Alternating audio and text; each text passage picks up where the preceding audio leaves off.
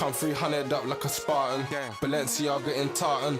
The waiter begging my pardon. I'm in Paris, Le Manger. Remember back home I was starving. Yo, what's good, chat? I'm going to show you how to do this cool text thing that's all over TikTok. So here's an example of it. So it's basically this part here, and it's the in animation. This is going to be a quick tutorial. I've got it set up here.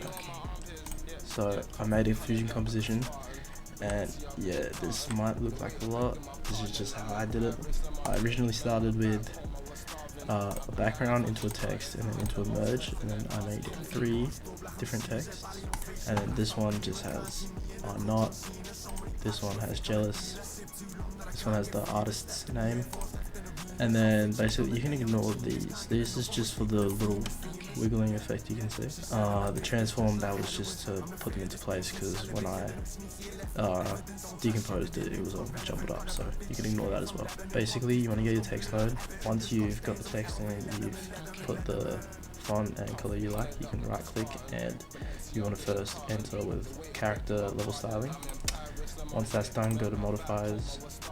You can open this, go to transform or whatever, select your text, or like the letters, and the animations I put on this one was, I started with these 3, and I changed the spacing and the rotation. I can move it like that if I wanted to, and I basically set a keyframe at the start, which is 0, and where I want the animation to finish. Basically, without the follower node, it doesn't have like the individual animation, how the middle comes in first and not the edges, and that's what you use the follower node for. And I'll show you how to use 2 different animations.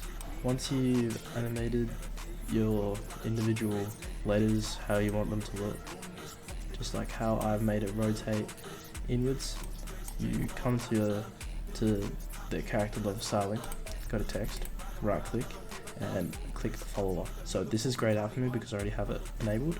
If I didn't, you'd be able to click it, so I've obviously picked follower. Open your follower tab.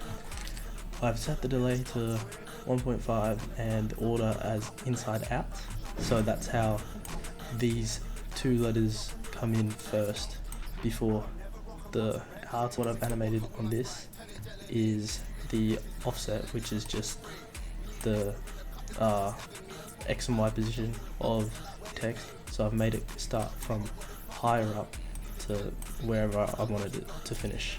So I keyframed it to match the character level styling so that it looks smooth and it all flows together. I've keyframed the Y positioning, and you go to shading. I've also done the opacity. That's how it fades in, just like that. And to make it look smoother, so this is my text one, I can open up the text one in the spline. We'll start off with the character level styling. So when animating character level styling, you have to select this keyframe. So this is how I've keyframed these.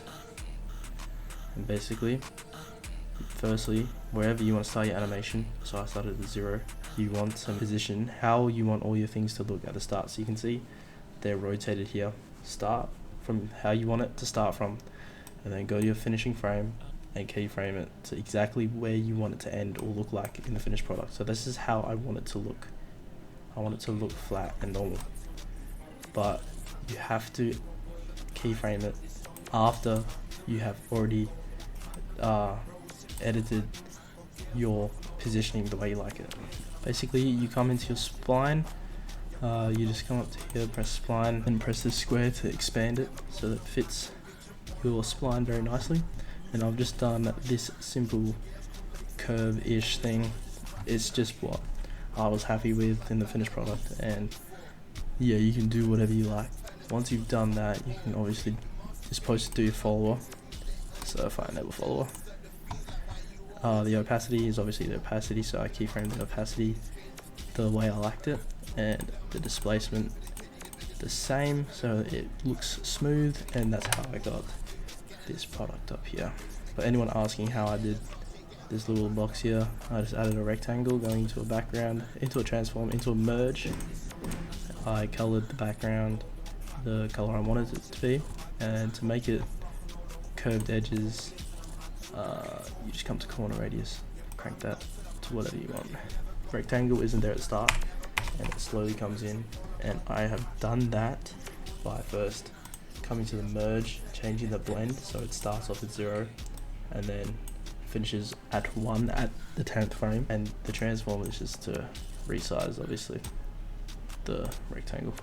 After I edited each text the way I liked it, I did a dream glow, which adds a nice glow. This can be found in Clout's Discord, so you can go to him. I'll link it in the description.